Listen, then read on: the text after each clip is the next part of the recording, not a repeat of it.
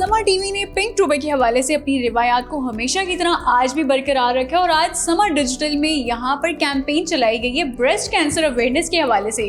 और इसी हवाले से काफ़ी पर्सनालिटीज़ भी यहाँ पर इनवाइटेड हैं। उन्होंने क्या बात की है आपको हम वो भी सुनवाएंगे। इसके अलावा सारा दिन यहाँ पर क्या क्या एक्टिविटीज़ होती रही हैं आपको वो भी दिखाएंगे। तो आइए चलते हैं।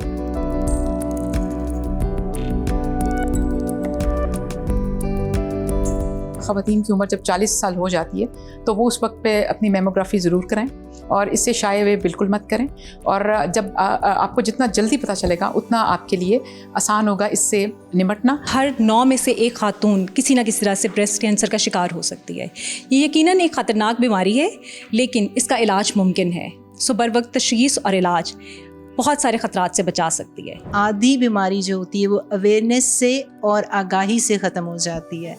जितना जल्दी हम ब्रेस्ट कैंसर को पकड़ेंगे उतना जल्दी हम इसको जिस्म से निकाल सकते हैं। ब्रेस्ट कैंसर के लिए जो अवेयरनेस है ना वो बहुत ज़रूरी है। हमारी खातून बहुत ही पीछे रह चुकी हैं, इनको कुछ पता नहीं है।